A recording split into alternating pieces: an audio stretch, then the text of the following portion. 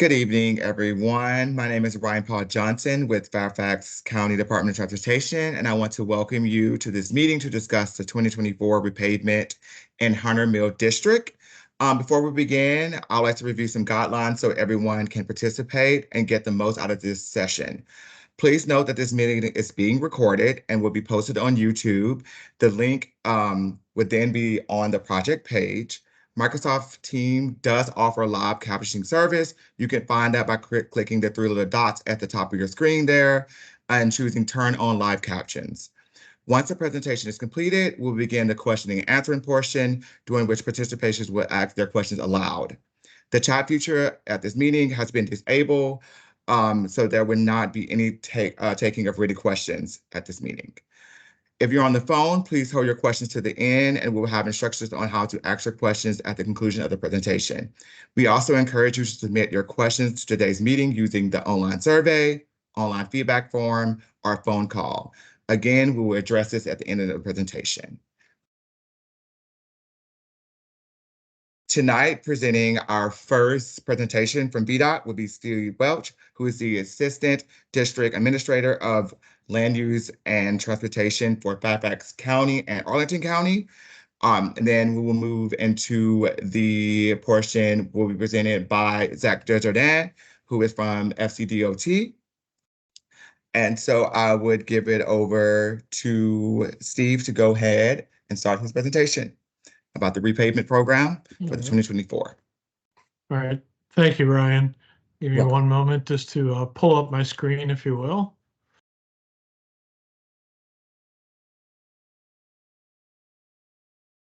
Let's see.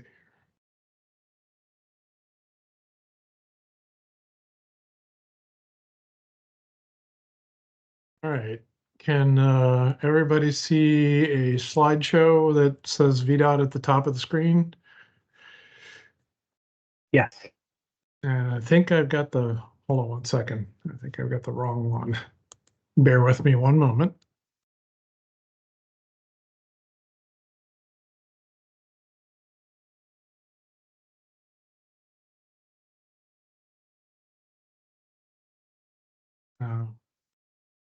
Sorry, I stopped sharing for one moment just so I can relocate where I have this. Steve, do you need me to share? I've got it pulled up. Yeah, I've let me see here. 2024 draft. Let me just make sure. One moment. I've got it. I just had it renamed a different way. Some good, Andy. Thank you. I'm going to go ahead and share screen. Sorry, guys. Momentarily here. And slideshow. And on the beginning. We can see it well. Thanks, Steve. Okay. 2024 paving plan. All right. Thank you. Well, appreciate everyone's time this evening. If you can see this okay, right? VDOT 2024 paving plan? Yep. Okay, great.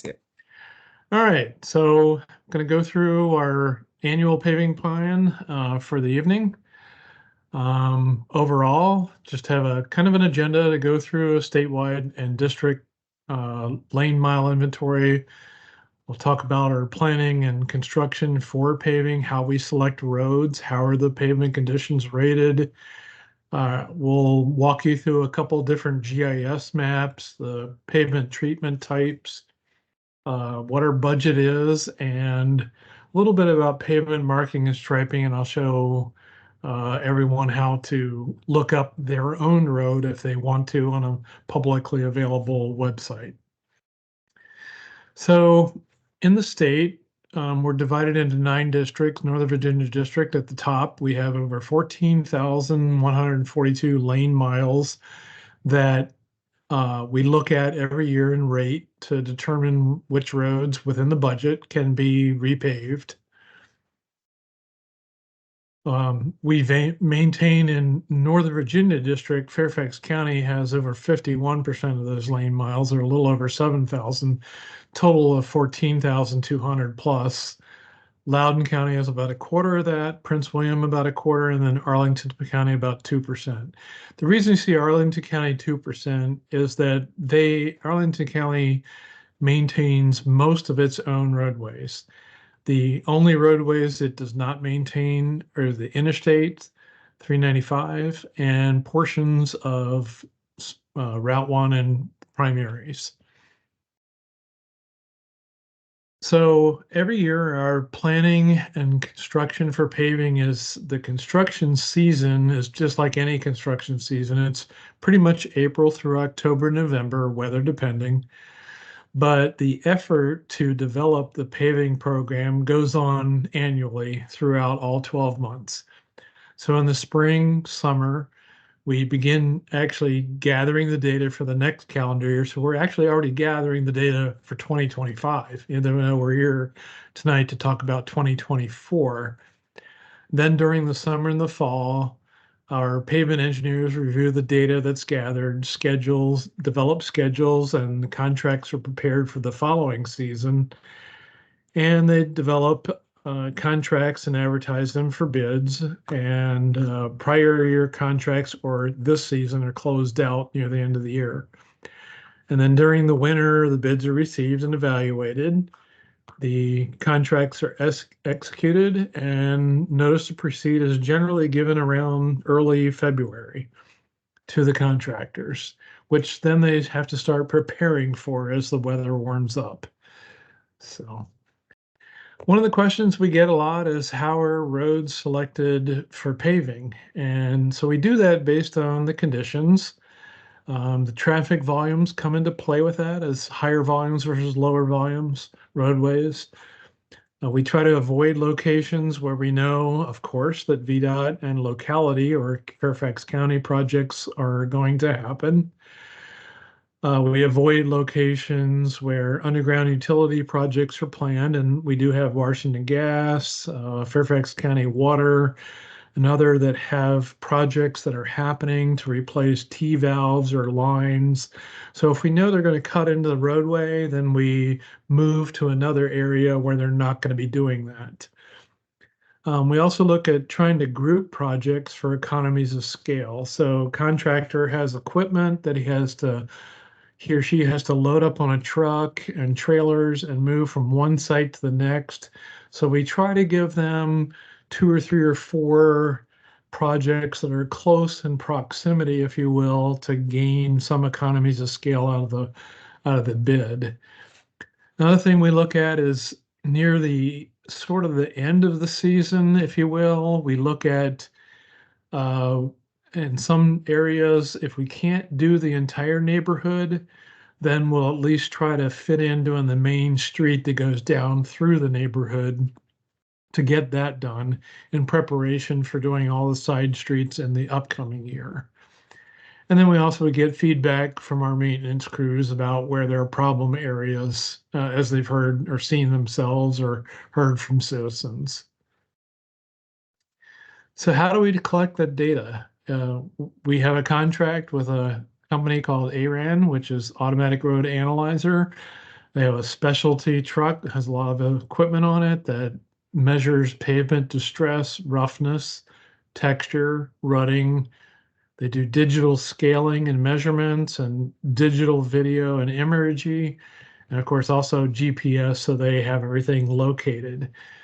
So it's a highly technical piece of equipment, and it's very, I say engineering and scientific base that we gather this information.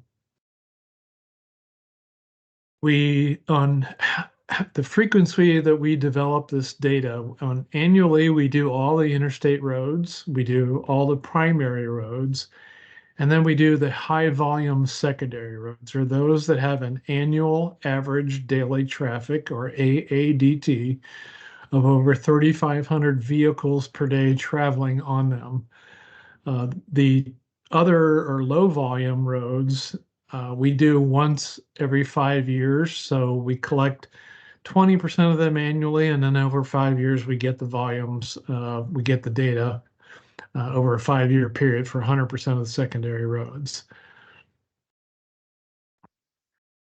So we have as anything, we have a rating system to analyze this data. Our critical condition index is 60%. That's the point where the roadway pavement becomes between fair, which is drivable, to poor, which is starting to become, a little problematic. That's our lowest point. That's our target. We want to be above that in all of our categories. You can kind of see some examples on the right of excellent pavement, then poor pavement, and those are kind of alligator cracks. Then you'll see very poor on the left. You see asphalt that has base pavement failure, and then concrete that has a lot of asphalt patching, even although we don't have a lot of concrete areas remaining in our inventory. So comparatively throughout the state, we have 9 districts, as I mentioned. You can see all the districts listed across the bottom. Northern Virginia district, which is outlined in bold in the middle. We break that down. We have an interstate on the left side, a target for interstates of being at 82% CCI. For high volume primaries, we also want to be at 82% CCI. And then on low volume primaries, 75, and then high volume secondaries, 82. And then low volume secondaries, which are generally your neighborhoods, are at 60%. And this year, we, in our 2023 ratings in preparation for the 2024 season, we are at or above in 4 of the categories, but a little bit below in the high volume secondary. So that's one area that we would put a little focus on while maintaining the other areas as well. So we have a couple things that are available to us, to you all, in the pavement program, and that is, one is a pavement condition map. This looks a little ominous when you look at it, but this is all of Northern Virginia going out even into Loudoun County, and you can see the ratings of by color. The blue is excellent, the green is good, the yellow is fair, and the index on the right. Pink or fuchsia is poor, and red is very poor. Some of the reason, and I've been asked this before, you'll see, like, I'm moving my cursor around, that you'll see some hollow or non-colored areas, is those are cities such as the town of Vienna, city of Fairfax, town of Herndon, city of Alexandria, and city of Manassas, which is outside of Fairfax, but nonetheless, they maintain their own roadways. So when we treat roadways, we do it a couple, 3 different ways mainly. One of the things that we do is we try, like many of us do our sealing of our own driveways, we do preventive maintenance, which is a slurry seal, latex chip seal, where roads are kind of on the borderline, but we can't quite get to them this year. We may go out and do a slurry seal or a chip seal and try to patch it and crack seals and just try to make it last another 3 or 4 or 5 years. But our real focus is plant mix, which is we go out and mill 2 inches or up to 4 inches, and then we overlay it with new asphalt, and then we restripe it to the way it was before, and then perhaps in some cases enhance it a little.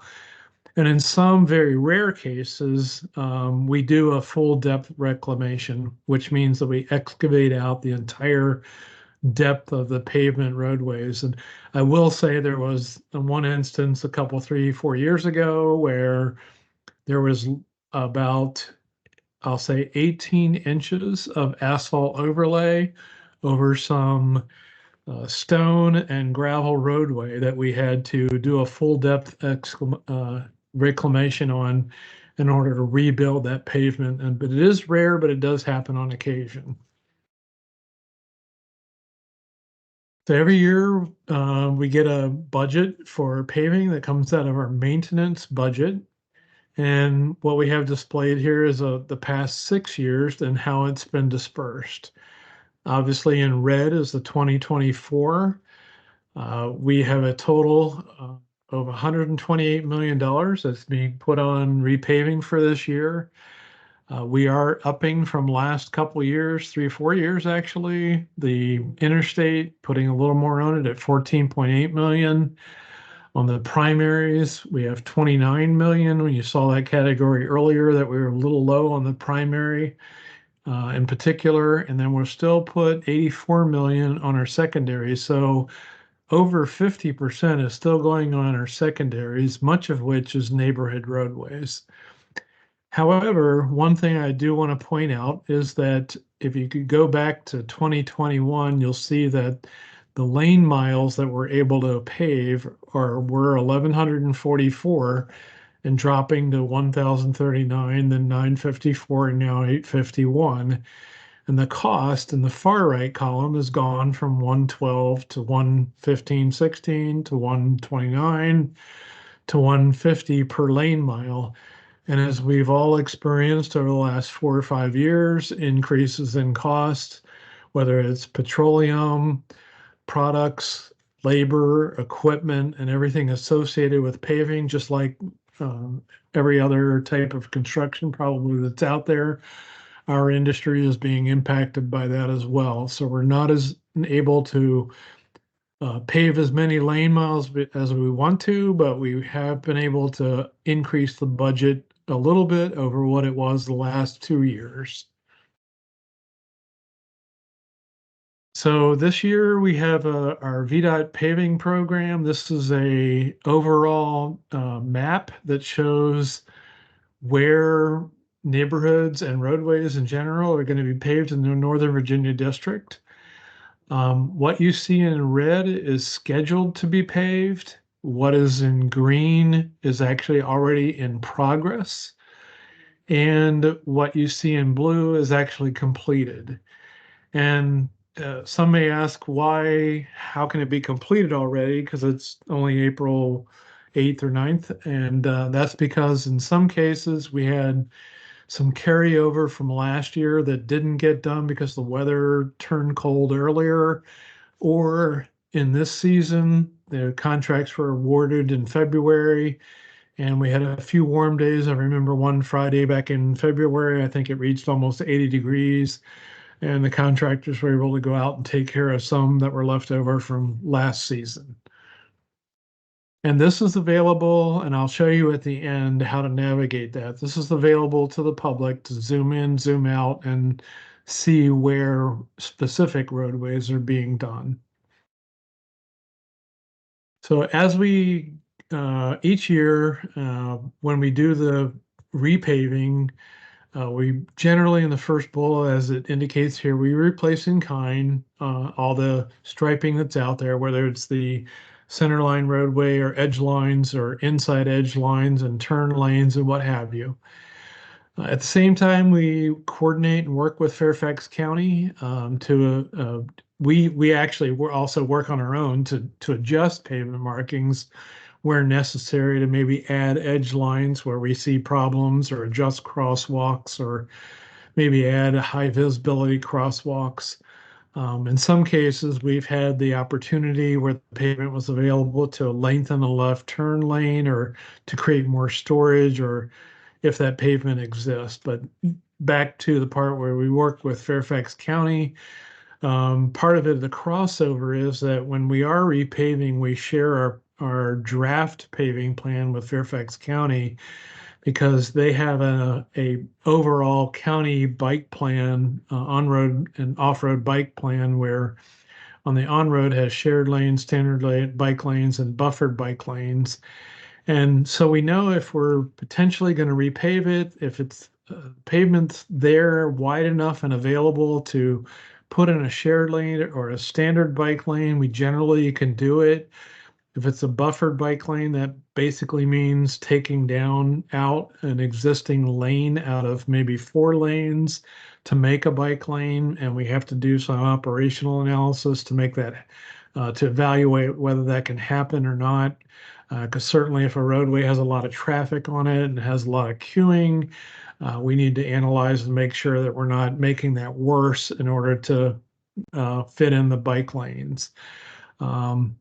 So the other part of it is that in some cases we will also it's known that through nationwide studies that if we take 12-foot lanes and make them more narrow to 11-foot lanes, generally it gives the perception to drivers to drive a little slower because we are about safety. So we're trying to help contribute in every way we can to help make the roads safer to drive on for both pedestrians and bike riders and other walkers and what have you. So that's kind of something that we work together with the county on to try to figure out where we can do those when we are during our repaving season.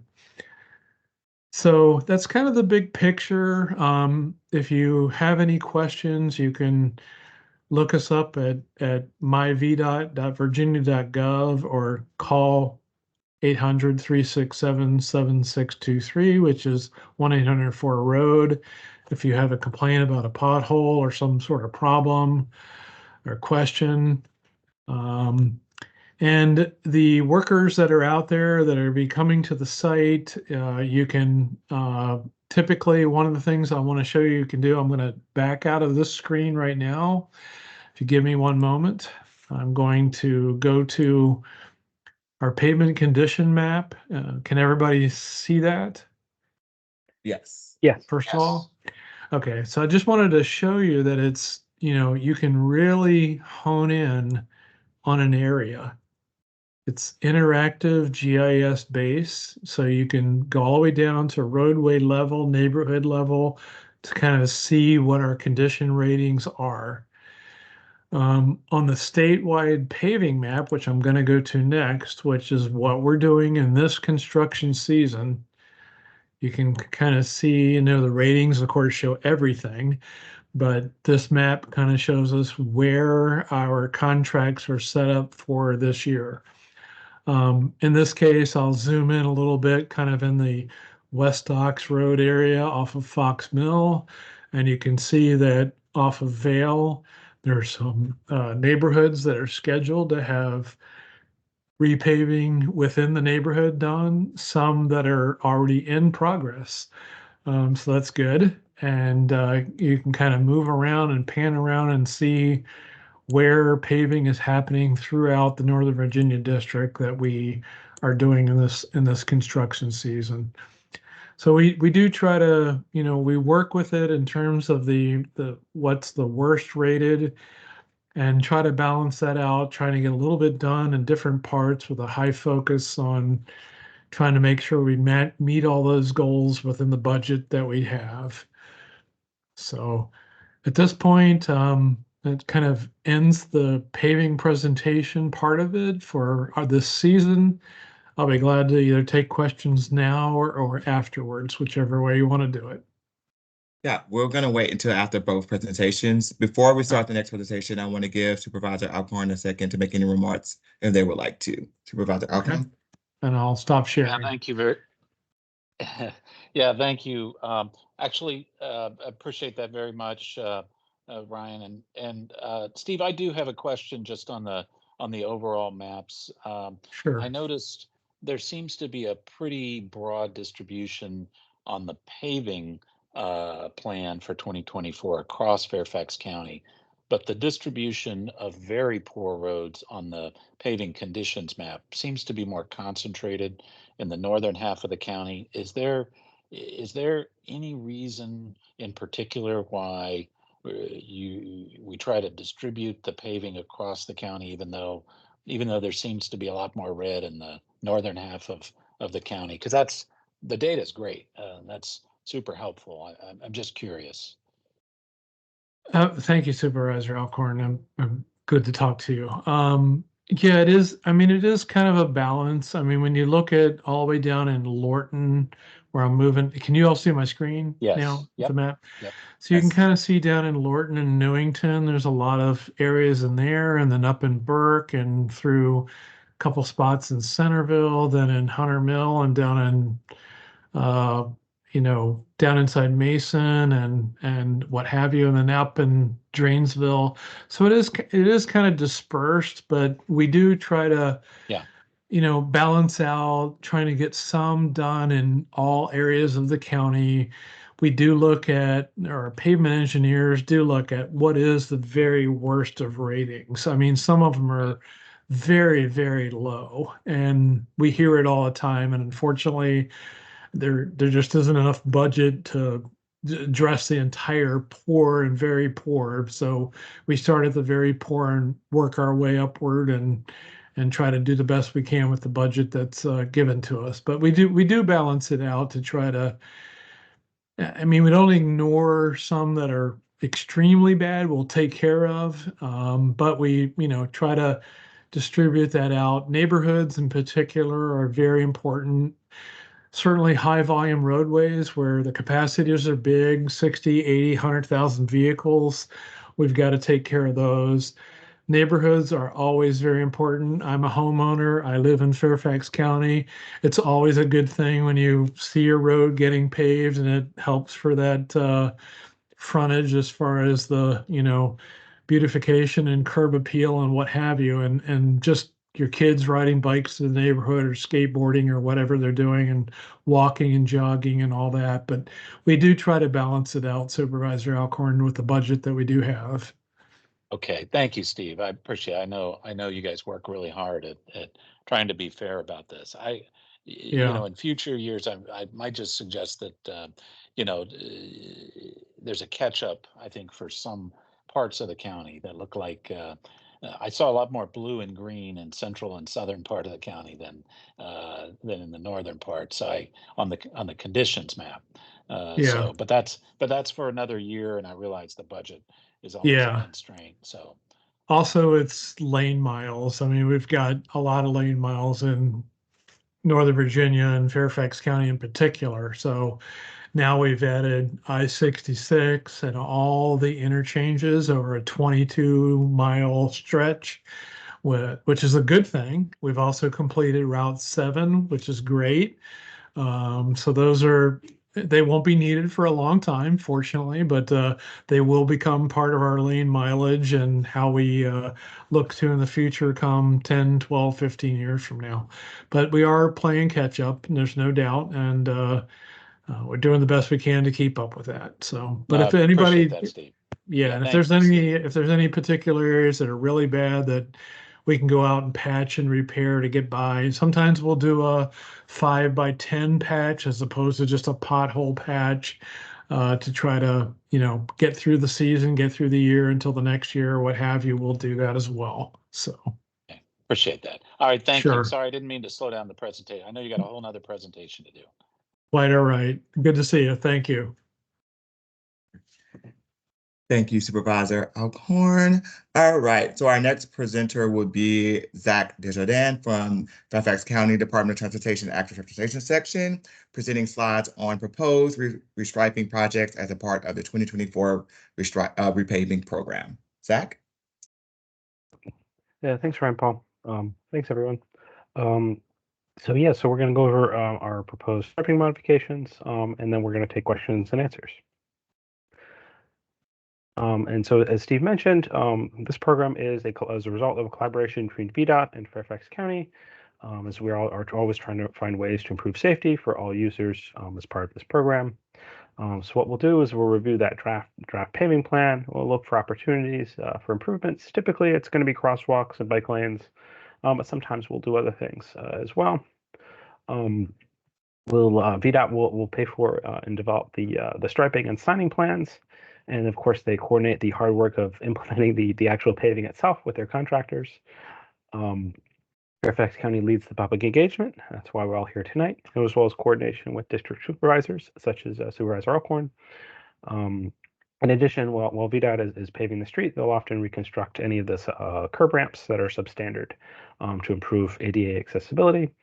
In addition, after the paving is complete, if we've installed a bike lane or a crosswalk, we'll typically add, Fairfax County will install that signage as soon as that's done. So for crosswalk enhancements, we'll look for busy pedestrian crossing locations that don't currently have crosswalk markings to determine if it meets VDOT's warrants to mark a crosswalk. And we'll look to see if there are any minor parking restrictions needed to improve crosswalk safety. VDOT has done, in recent years, they've done a really great job upgrading the existing crosswalks from standard markings, which are usually those two lines you see across the street, perpendicular across the street, to high visibility crosswalks that look like the ones on the right. They often look like piano keys. So they've done a lot of those in a lot of places. We'll also look for opportunities. So if we want to, when we repave the street, we'll try to mark out a space for a future pedestrian refuge island, just a little concrete space for people to walk across one lane at a time. That makes our projects a lot cheaper when we actually are able to add that concrete at a later date. And one of the other things that we look at, so we'll try to repurpose some underutilized road space. So many roads in the county were built much wider with more travel lanes than needed, or just wider in general. And that often will lead to road safety issues such as speeding and inattentive driving. Repaving provides an opportunity to right size those travel lanes and provide new bike lanes at a very low cost to users. VDOT is already out there with their crews paving, and they're already painting, so it's not a whole lot more money to be able to paint it slightly differently. Of course, typically we'll try to maintain traffic capacity at signals, and usually we will maintain legal street parking where it's used. This also, as Steve mentioned previously, we have a countywide bicycle master plan. We've been able to implement a pretty big chunk of that thanks to this program. So we really appreciate VDOT's assistance regarding that. So one of the streets that we repaved a few years ago down in Mason District is Annandale Road, and had two travel lanes and two parking lanes. And as you can see on the left, the travel lanes are pretty wide. When we paved the street, all we did is just narrow those travel lanes, and as a result, the speeds were significantly reduced. So there's typically kind of three types of bicycle facilities that we implement during this program. One is the shared lane markings. We don't typically add those. Most of our projects are going to be standard bike lanes, like you see on the right, where there's a bike lane next to a row of parked cars or a bike lane along the curb. And we're trying to get to do more bike lanes now, since people seem to like those more. It provides a buffer space between you and traffic, and whatnot. So we'll either paint those along a curb or we'll paint those along a parking lane. When we build this type of infrastructure, this kind of caters to two types of cyclists. One is the strong and fearless, who will ride pretty much anywhere. And then there's also the enthused and confident. And those are the folks who will use those standard bike lanes. As I mentioned, we're trying to get to more of a buffered bike lanes, attract some more folks who are kind of interested in riding but concerned about safety. So the more of those we can do, the more people we can attract to riding a bike. So obviously the bike lanes have a pretty significant safety benefit for people bicycling, and pretty obvious one. But they also have some less obvious benefits for people who don't ride a bike. So if you're crossing the street as a pedestrian, the bike lane narrows the street, so you're only having to cross a smaller travel lane than you otherwise would. They also provide a buffer between people using the sidewalk and traffic, because essentially the bike lane narrows the roadway and kind of moves the traffic a little bit closer to the center of the road. They also reduce speeding and reduce travel noise throughout neighborhoods. And they also improve visibility, especially if you have a driveway or you're on a side street, because it kind of pushes the traffic a little bit closer to the middle of the road, where you can more easily see it. So the one street we have proposed for Hunter Mill District this year is Center Harbor Road. And this is kind of in the northern part of Reston. It runs between Reston Parkway and Wheelie Avenue. Right now, it has two wide travel lanes. It has two parking lanes. There's a little narrow, little side path on the south side of the street, but there's only a sidewalk on the north side between Reston Parkway and North Village Road. There are no on-street bicycle facilities. There are two existing crosswalks, and there are 8 right turn only lanes. And if you're using this road, whether you're walking, biking, or driving, you obviously have Willie Avenue and Reston Parkway at one end. There's also Aldrin Elementary School kind of in the middle of the street. And then at the other end towards Reston Parkway, there's the North Point Village Center, which has a lot of grocery stores and other shopping amenities for folks. And this is also a 35-mile-an-hour street. So what we're proposing is we'd like you to rank kind of two different options for us. So we always have an option that you can repave as is, so we can leave it exactly as it is today. The other option we're offering is to add buffered bike lanes along most of the street. We would do that by repurposing some of the turn lanes and most of the street parking. We did a short parking study, and we found that it was street parking is pretty underused throughout most of the street. So we're proposing removing most of it, and we keep it in a few places. So going back to this slide right here, you'll see there's a buffered bike lane on one side. This is down in Merrifield, and then there's a parking lane on the other side with an unbuffered bike lane. And then most of the other parts of the street would look like Glade Drive with 2 buffered bike lanes and 2 travel lanes.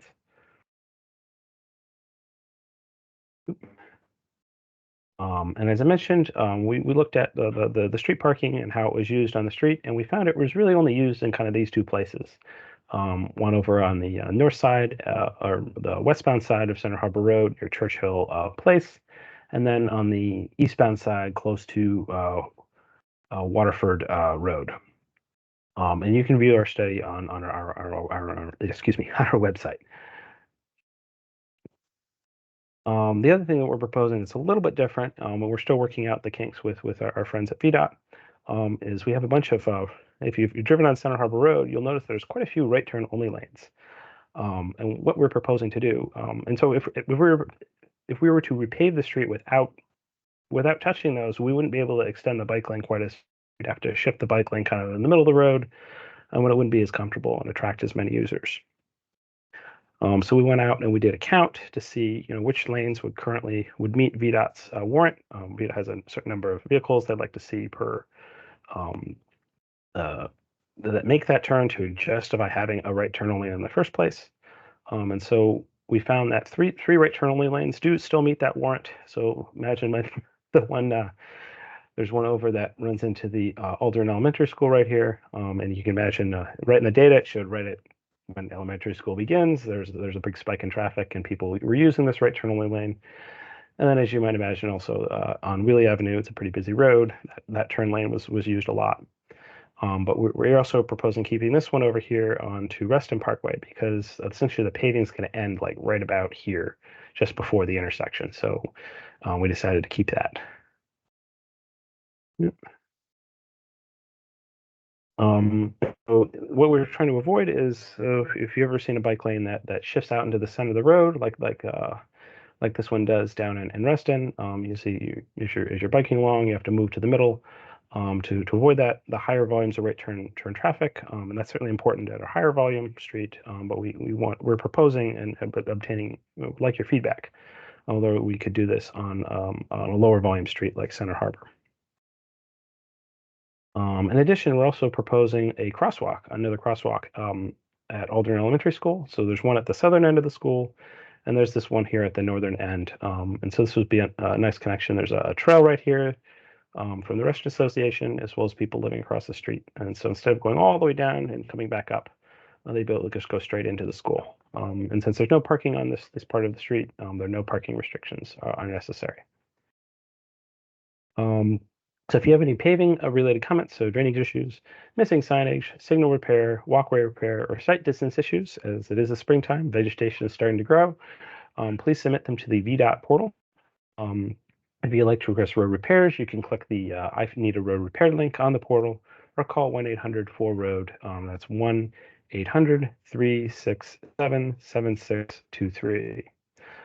Here's a link to our project webpage. We're accepting your feedback through April 23rd. This year we have a little bit different way of collecting feedback. Rather than having just an email that you can send us, we have a public input link. And you'll be able to take a short survey and kind of weigh in on what you've seen in this presentation. If you're also welcome to give us a call. You can leave us a voicemail by calling 890-5898, project code 6078. You can also send me a mail letter at the Fairfax County address right here. Comments are due by April 23rd, so it's about 2 weeks from now. I'd also add too, if you do not get a chance to ask a question tonight, or if you think of another question, you can always ask it via the public input link or leave a recorded voice message at the message above, and we'll get back to you. And we're going to go into the ask a question phase. And I think, RP, are you going to talk about that, or do you want me to talk about that? Yeah, I can go into it. So there would be two ways to ask the questions for two different situations. So if you are attending the meeting virtually, we ask you to raise your hand by using the raise hand tool, which should be at the top of your page here. And I would go ahead and unmute you and allow you to speak. And then you will have to unmute yourself also. For those who are on the phone, if you would press *5 to raise your hand, and then press *6 to unmute yourself to speak. And for those who are in the meeting who are not on the phone, please be a little patient for those who are on the phone, because it does take a while for them to start to speak. And then from there, once you're done with your question, please go ahead and mute yourself again so we can go and move to the next person. All right. So far, we have one hand, and that is Evan. I'll go ahead and allow Mike, and you can go ahead and unmute yourself and go ahead with your question or comment. Hey, good evening, everyone. Can you hear me? Yes, we can hear you. Yes. Okay, cool. Bluetooth headset was working. Just got a couple quick questions. The new crosswalk at Buzz Aldrin, could you make that like a speed table crosswalk? Because, I mean, there are kids there, and then it's just easier for them to get around and naturally slow down the cars too. Within this program, we cannot, because all it covers is painted asphalt. We are going to see if we can, depending on whether we have the space, we would like to try to paint a little island, potentially to have a refuge island in the future, but I can't guarantee you. We haven't finished that part of the design yet. But it is a very wide crossing, and is something we are looking at as well. So thank you for your question. Well, I got another one. Oh, sure, yeah. This one's very quick too. Yeah, on the bike lane where there's parking, why not put the parking in the street and then give the gap where the bike lane would be off by the curb, because I don't have to worry about getting hit by a door. Or, my favorite is I get stuck between a car and then a bus on my left. Yeah, that's been proven time and time again to not only keep people's parking, but you also get the protected bike lane all at the same time. Yeah, so currently we don't have we haven't worked out an agreement with VDOT to do that type of facility yet. That may change in the future. There's nothing precluding us from doing that. But at the current time for this current project, we aren't able to offer that, unfortunately. We maybe get a little extra buffer out of that lane. I think I'm going to make it a little bit wider than our usual bike lane width. It's usually 5 feet, but sometimes we're able to get a little bit more space there, to kind of deter folks from, provide you a little bit more space for folks not, to avoid getting doored. So. Yeah, I mean, well, the other issue is people also like to park in them, like the one on Fountain Drive. Yeah, yeah, we've definitely heard that. Yeah. So one of the reasons that we're proposing repurposing most of the street parking is that we can create a buffer space that at some point in the future we can come back and retrofit that with some kind of protective barrier like we have down on the Virginia Center Boulevard down in Metro, something like that. But in the current project, it only covers paint and asphalt is what is what we're proposing tonight. But appreciate the feedback though. Thank you. And just one last thing, then I'll be done. And what about, like, it's pretty common when you're gonna do all that to at least paint it green or bright colors so people can't sit there and say, I don't know. Or I didn't realize. Is that something that could be thrown in there? Because that is painting. I'm gonna throw that to Steve here. I think that's not in our contract, but it's not in my contract, so I don't want to speak too much on it. Go ahead, Steve. Yeah, thanks, Zach. Yeah, those crossings are still in, I'll call it pilot stage. They are designed at the federal level for identifying bikes crossing a roadway. But we, VDOT, as an organization, have to maintain that, and it's an additional maintenance item, but it's something that we are having the pilot stage in a few places. We are doing it. You'll see it out there, I think, as Zach mentioned, in a couple locations. But it's something that we are gradually moving forward with, I think. Best way to couch it. I mean, if you guys want to, that'd be great if you want to add this to pilot, but I understand. Yeah, the reason is that, it's not done everywhere, and national standards are very important. People drive from state to state, and we want to make sure that a lot of other states everybody's kind of on board with it at the same time, so that people that are traveling, I know most don't travel from state to state all the time, but it is something that when it comes to national standards, we try to stick within those guidelines as far as usage goes. So it's something that we are testing right now, and over time, likely will become part of it. But we'll see as time goes on. So, thank you. Thank you so much. Yep, thank you. Great. Thank you, Evan. And I will move on to Kevin. I'll go and allow your mic, and then you can unmute yourself, Kevin. Thanks, Ryan Paul. Kevin O'Brien, Virginia organizer with the Washington Area Bicyclists Association. I first want to just say, the projects like these are a really great start. As you said, this is like it's a very low cost way to expand the bike network, and I think that's really critical. And I think just in general, the partnership, that FCDOT and VDOT have been able to just sort of forge with these kinds of projects, I think is really important, and really is really encouraging to see. Love the idea of creating some buffer space now for possible future retrofitting to add bollards. That's going to be where organizations like WABA are always going to come down. More protection, the better. But again, the buffer is a huge step in the right direction. I did have one question, and then one comment. The first question is, in terms of restriping, narrowing lanes and all that, is this also considering things like painting narrower turn radii at some of these intersections? Does the sort of scope of striping extend to those intersections? And Zach, it sounded like maybe that's in the works in terms of like painting medians or at like that crosswalk, but I'm wondering if there's other sort of more extensive works on that. Well, Zach, I can take we that. I mean, yeah, where go for it, where we repave, we will look at enhancements that we can make.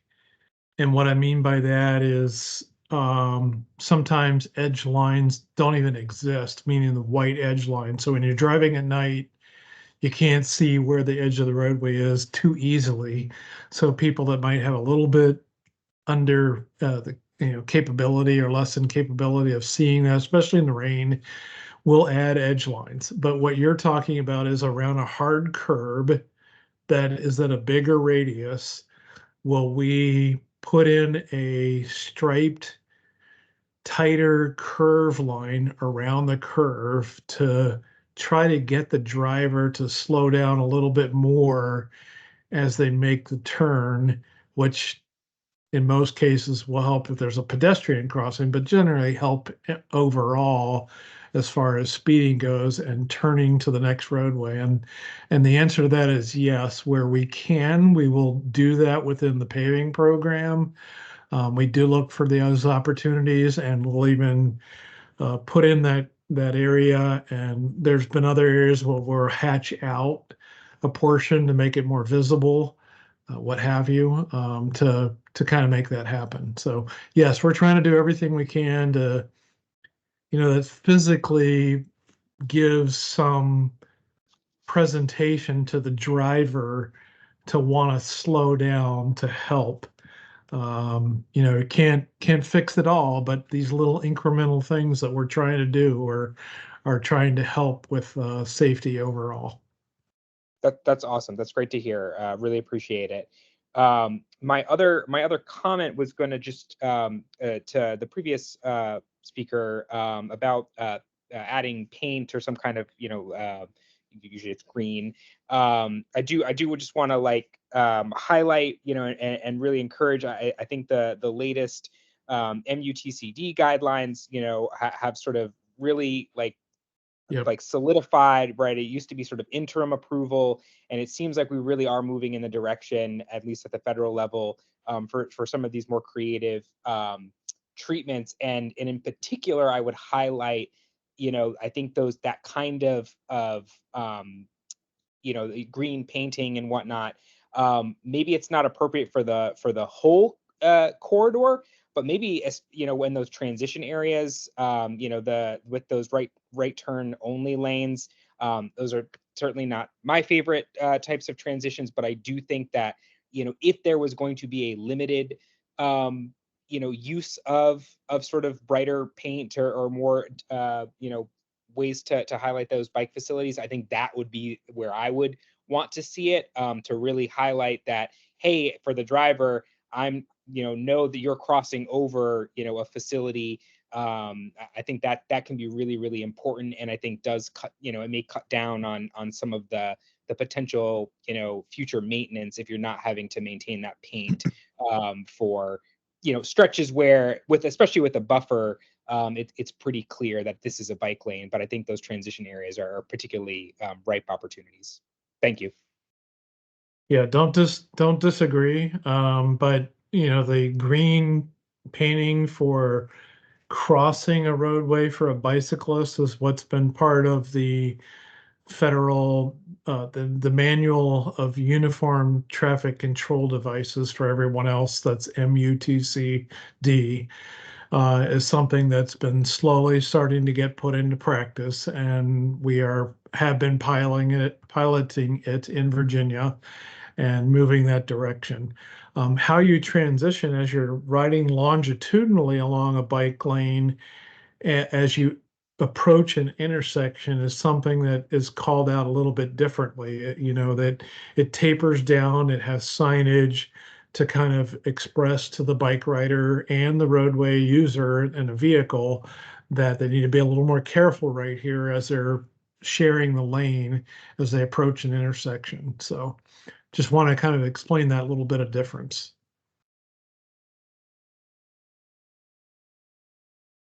Thanks. And I will add to the Virginia Center Boulevard. It does have the green paint in the conflict areas as you cross the street, but it doesn't have it in between. Yeah. Right, as it crosses Vaden. Okay. Kevin, did you have another question? Just want to make sure. No, appreciate the opportunity to speak, and like I said, really excited and for all the projects that FCD, DOT, and VDOT are proposing this repaving cycle. Great, thanks, Kevin. Thank you. Okay. Do we have any other questions or comments? Once again, if you're on the telephone, press *5 to raise your hand, and then press *6 to unmute yourself to speak. Let's give it a second.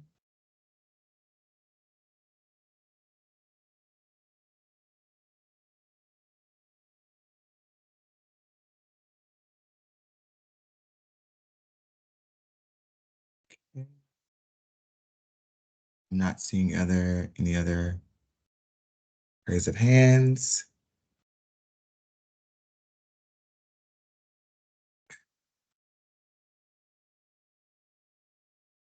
Okay. Zach or Steve, do y'all have any other further comments about anything? Nope, appreciate the opportunity and thank you for attending, and look forward to the upcoming season and making it happen. Okay. All right. Thanks, everyone. Have a great night. Yeah, well, Have a this great- concludes our meeting of the 2024 repayment program. A recording of this meeting will be available on the project website in a day or so. Thank you for joining us tonight, and we really appreciate your time and participation. Thank you all. All right. Thank you. Thank you.